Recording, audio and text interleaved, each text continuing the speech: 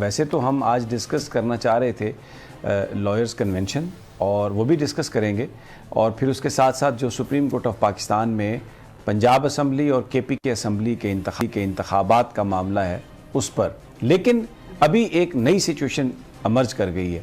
ایک 3 ممبر بینچ جس کی سربراہی جسٹس قاضی فائز عیسیٰ کر رہے تھے، انہوں نے ایک آرڈر جاری کیا ہے 2-1، یہ اکثریتی فیصلہ ہے، جس میں انہوں نے یہ کہا ہے کہ تمام جو 184(3) سو موٹو جورسڈکشن کے تحت جو سارے مقدمات جن کی سماعت ہو رہی ہے وہ روک دیے جائیں جب تک یہ جو رولز ہیں یہ نہ طے کیے جائیں، جس میں انہوں نے کہا ہے کہ صرف چیف جسٹس جو ہیں اکیلے ان کے پاس یہ سارا اختیار نہیں ہونا چاہیے. یہ وہ بحث جو پچھلے 2-3 دنوں سے ہم دیکھ رہے ہیں، اور at the very outset جب یہ سب کچھ دیکھتے ہیں تو مجھے وہ وقت یاد آ رہا ہے جب سجاد علی شاہ صاحب پر سپریم کورٹ کے اندر ہی سے حملہ ہوا تھا، اور کوئٹہ کا ایک بینچ تھا اور ایک پشاور کا بینچ تھا. سعید الزمان صدیقی اور ارشاد حسن خان صاحب کوئٹہ میں تھے، اور سجاد علی شاہ صاحب کے ان کو بطور چیف جسٹس کا بھی یہ جو ایک آج فیصلہ یہ جو آیا ہے قاضی فائز عیسیٰ صاحب کا، تو اس کے بعد بلی نہیں بہت بڑا بلہ تھیلے سے باہر آ گیا. ہر چیز جو ہے پوری طرح سامنے آ گئی ہے کہ کہاں کہاں ڈویژن ہے اور لوگوں نے کس طرح اپنے آپ کو الائن کیا ہوا ہے.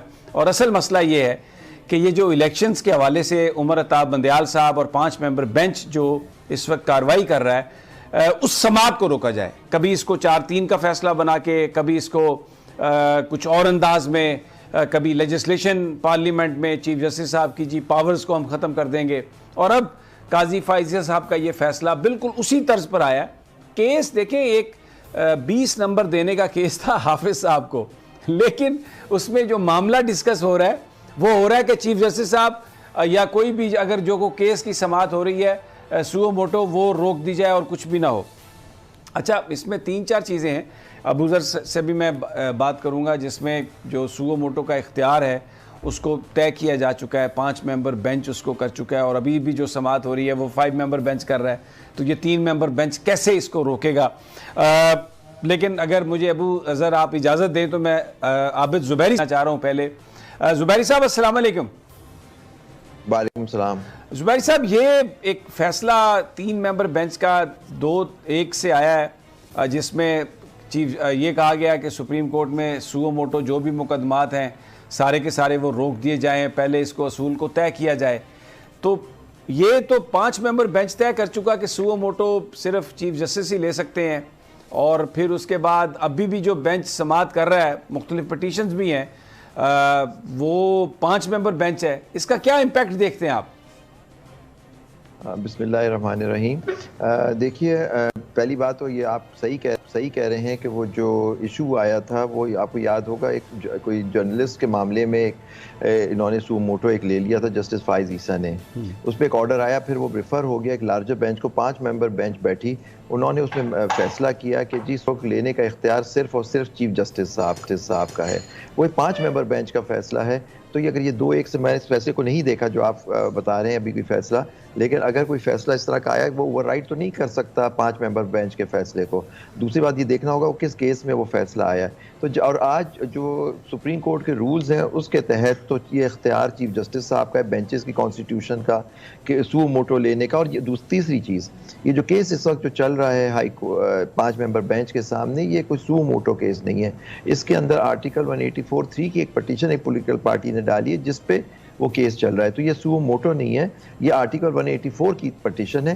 وہ اندر یہ جو کہتی ہے کہ you can file a case for enforcement of question of public importance for enforcement of your fundamental rights. تو یہ وہ کیس ہے. تو یہ سو موٹو کیس بھی نہیں ہے. تو اور ان کے کہنے سے کہ 3 ممبر بینچ کے فیصلہ تو 5 ممبر بینچ پہ تو لاگو نہیں ہوگا، تو لارجر بینچ کا فیصلہ ہے. اور ان کے کہنے سے ود اٹموسٹ رسپیکٹ وہ جو یہ سو موٹو کی جو پاورز ہے چیف جسٹس کی وہ ختم تھوڑی ہو جائیں گی. اچھا زبیر صاحب، ہم نے دیکھا عدالت میں اٹارنی جنرل صاحب بھی، فاروق ایچ نائک صاحب بھی آج تھے، تو یعنی باقاعدہ وہ ایک جیسے انسسٹ کیا جاتا ہے اس طرح کا معاملہ تھا، اور ساری کی ساری جو وفاقی کابینہ بھی آ کر بیٹھی ہوئی تھی آج سپریم کورٹ میں. بڑے اگرچہ وہ سو رہے تھے، وہ بھی ایک بڑی کلیئر وائلیشن تھی، مجھے نہیں پتا رات کو کیا کرتے رہے، لیکن وہ سارے کے سارے سو رہے تھے آگے بیٹھ کے. تو یہ کل کوئی آج میں سن رہا تھا آپ کو، آپ نے کہا کہ ہم ججز کے ساتھ ہیں، عدالتوں کے ساتھ ہیں قانون اور آئین کے لیے، اور جج صاحبان جو ہیں وہ فیصلہ کریں اور ہم اس کو امپلیمنٹ کرائیں گے، اللہ کی مدد ہوگی انشاءاللہ. تو آپ کو لگتا ہے کہ کل کا جو دن ہوگا سپریم کورٹ میں وہ سموتھ سیلنگ ہوگی؟ اور اگر کہیں کوئی سچویشن ہوئی تو جو آج آپ کی ریزولوشن ہے یہ تو بڑا، اس کا جو ٹائمنگ ہے یہ بڑا پرفیکٹ ٹائمنگ نظر آ رہا ہے ہمیں. دیکھیے ہمارا یہ جو یہ ہمارا سیمینار تھا، کنونشن تھا، یہ کئی دنوں پہلے سے پلان ہوا تھا. اس کیس کے چلنے سے پہلے کا یہ تھا. اس کا اس کیس کے آنے سے کوئی تعلق نہیں تھا. اور ہمارا کنونشن جو ہوا ہے آج سپریم کورٹ بار اور لاہور ہائی کورٹ بار کا، وہ ہے rule of law and the supremacy of the constitution. اس کے اوپر ہمارا یہ تھا. اور ہمارا اس میں موقف یہ ہے کہ دیکھیے ہمارے لیے ریڈ لائن جو ہے وہ سپریم کورٹ ہے. اور دیکھیے اور سپریم کورٹ میں سارے ججز ہوتے ہیں. اور ہمارا ایک درخواست یہ بھی تھی چیف جسٹس صاحب سے اور ججز سے کہ آپس میں جو آپ کے اختلافات ہیں ان کو بیٹھ کے طے کریں. اس طرح سے جو اب ہو رہا ہے، ہم جو چیزیں پچھلے چند دنوں سے ہفتوں سے دیکھ رہے ہیں، وہ چیز نہیں ہونی چاہیے. ہمارا یہ بھی تھا کہ اگر معاملے کا حل فل کورٹ میں طے ہوتا ہے تو بے شک آپ فل کورٹ بنا کے اس چیز کو چل لیں. لیکن یہ جو بل آج جو پیش ہوا ہے اس کی ہم نے مخالفت اس پہ کہی ہے کہ ہمیں دیکھنا پڑے گا کہ یہ بل کے تحت یہ اس طرح کی امینڈمنٹس اور رولز کے اندر ہو سکتی ہیں یا اس کے لیے آئینی ترمیم کی ضرورت ہوگی. تو یہ ساری چیزیں تھیں. ہمارا کنونشن صرف اور صرف رول آف لا اور کانسٹیٹیوشن کی سپریمیسی میں تھا. اور دوسری بات ختم کرنے دیں، جو ہماری بات تھی، ہماری یہ نہیں تھا امپلیمنٹ جو کرانا ہوتا ہے نا کیس، وہ ججمنٹ کو، وہ کورٹ کا کام ہوتا ہے. ہم نے کہا ہم سپریم کورٹ کے ساتھ اس کی independence of judiciary, independence of bar کے ساتھ کھڑے ہیں. ہم کسی پولیٹیکل پارٹی کے اعلی کار نہیں بنیں گے اور نہ ہم اعلی کار ہیں. ہم صرف اور صرف ہمارا جو موقف ہے وہ یہ ہے independence of the bar, independence of the judiciary and supremacy of the constitution. جی بالکل، آپ آئینی ترمیم کی بات بھی کریں، لیکن حکومت جس طریقے سے اس کو ایکٹ آف پارلیمنٹ کے ذریعے کرنے کی کوشش کر رہی ہے، 184(3) کے جو معاملات ہیں اور جو پروسیجرز ہیں، تو یہ تو بہت سارے وکیلوں کا یہ خیال ہے کہ یہ آئین میں اس کی ترمیم کی ضرورت ہے. لیکن ایسا لگتا ہے کہ حکومت یہ سمجھتی ہے کہ آئین میں ترمیم کی ضرورت نہیں ہے. تو یہ تو ایک بڑا سنگین کرائسس ہے، کیونکہ جو حکومتی لوگ ہیں وہ تو یہ بیان دے رہے ہیں کہ ہم تو مانیں گے ہی نہیں، 4-3 کا فیصلہ ہے، یہ 3-2 کا فیصلہ نہیں ہے. اور یہ بالکل اب وقت آ گیا ہے. جو کل شہباز شریف صاحب کی تقریر، جو حکومت کی تقریر، وہ تو بڑا clearly they are attacking judges, they are attacking Supreme Court. اور یہ جو ساری لیجسلیشن ہے it is aimed at that purpose. جی بالکل صحیح ہے. دیکھیں ہم اٹیک جو ہوتا ہے سپریم کورٹ پہ اٹیک ہی کر رہے ہیں. بالکل آپ بجا فرما رہے ہیں، اٹیک ہو رہا ہے طرح سے. وہ کیس کو نہیں مانیں گے، کیسے نہیں مانیں گے؟ آرٹیکل 5 آرٹیکل 190 کے تحت ان کو ماننا ہے. اب یہ ججمنٹ کے 4-3 مائنورٹی ججز بیٹھ کے کہہ رہے ہیں 4-3 کا. آپ یہ بتائیے کہ جب وہ پھر یہ بات کلیئر کھول کے آ گیا. دوسری اس جو آرڈر 1 مارچ کا تو امپلیمنٹ بھی ہو گیا ہے. اور تیسری بات، ایک بار یہ آپ کو یاد ہے، چلے وہ 4-3 کا فیصلہ تھا یا جو بھی تھا، ان کا فیصلہ یہ تھا کہ یہ پٹیشنز ہی ناٹ مینٹینیبل نہیں ہیں. یہی کہا آپ فرض کریں ان 2 ججوں نے اور کہہ رہے ہیں. لیکن یہ بتائیں کون سا قانون کے تحت، یہ کون سے جو 2 ججز جس سے کہہ رہے ہیں کہ وہ کا فیصلہ ہمارا 4 کا فیصلہ ہو گیا، انہوں نے کیس سنا ہی نہیں. اور سننے کے بغیر ان کا فیصلہ ہو گیا کیس میں. یہ تو ممکن ہی نہیں ہے.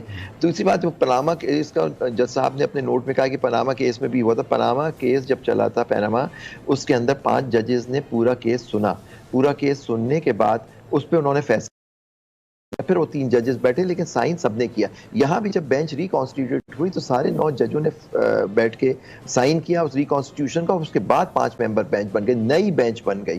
اور پھر یہ 2 جج صاحبان، معزز جج صاحبان، اس بینچ کا حصہ تھے. وہاں بیٹھ کے بھی وہ اس وقت بھی اپنے آپ کو ریکیوز کر سکتے تھے اگر ان کا ویو تھا کہ نہیں. انہوں نے پورا کیس سنا، اس کے بعد اپنا ڈسینٹنگ آرڈر پاس کیا انہوں نے کہ جی کیس مینٹینیبل نہیں تھا. پھر 2 دن پہلے ان معزز جج صاحبان کا وہ اختلافی نوٹ آیا جس کو کہہ رہے ہیں کہ میجورٹی ہو گئی. دیکھیں یہ ساری ٹیکنیکلٹیز ہیں جس کو آپ اگر یہ بات اٹھے گی سپریم کورٹ میں پانی کے پانی ہو جائے گا. کیونکہ جب یہ فیصلہ اناؤنس ہو رہا تھا، جب چیف جسٹس صاحب پڑھ رہے تھے، انہوں نے پہلی لائن میں لکھا تھا کہ یہ فیصلہ 3-2 سے ہو رہا ہے. تو اسی وقت ان 2 جج صاحبوں کو کہنا چاہیے تھا نہیں آپ یہ غلط کہہ رہے ہیں، یہ 3-2 سے نہیں، ہم تو ان 2 ججوں کے ساتھ کر رہے ہیں. وہ جج ان کا نوٹ کو ہم اس کا حصہ بنا رہے ہیں. آپ یہ بتائیے کہ شارٹ آرڈر جو ہوتا ہے وہ ہوتی ہے ججمنٹ.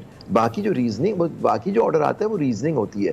آرڈر وہی ہے 1 مارچ کا، باقی اس کی ریزننگ ہوتی ہے. جج اپنے دیتے ہیں کہ ہم اس آرڈر کی وجہ کیا آتی ہے، وہ اپنے دلائل اس کے اندر جو لکھا جاتا ہے، کورٹ اپنے دلائل پریسیڈنٹس کو دیکھ کے وہ بات کرتے ہیں. تو یہ سب چیزیں جب آئیں گی تو کلیئر یہ فیصلہ 3-2 کا ہے اور اس میں ایک امپلیمنٹ بھی ہو چکا ہے. اب جو کیس چل رہا ہے وہ یہ ہے, اس کا وہ نوعیت ہی نہیں ہے. اس کی نوعیت یہ ہے کہ جی کیا یہ جو الیکشن کمیشن نے جو تاریخ بدلی, کیا وہ کر سکتے تھے, ان کے پاس یہ استحقاق تھا یا نہیں تھا, یہ ایشو ہے کورٹ کے سامنے. اور ایک بات میں اور بتاؤں, چلیں اگر یہ 4-3 سے فیصلہ, 4 کا فیصلہ یہ تھا کہ یہ پٹیشنز ہی مینٹینیبل نہیں ہے, تو پھر جسٹس جواد حسن صاحب کا لاہور ہائی کورٹ میں جو فیصلہ ہے وہ تو کہتا ہے الیکشن 90 دن میں ہونے چاہیے. تو وہ تو اس کے خلاف آئی سی اے بھی ختم ہو گئی, انہوں نے واپس لے لی, وہ آئی سی اے وڈرا ہو گئی.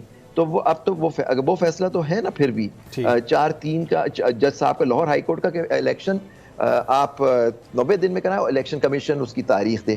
تو اب وہ فیصلہ بھی ایک عدالت کا فیصلہ ہے, وہ بھی تو ان پہ لاگو ہوتا ہے.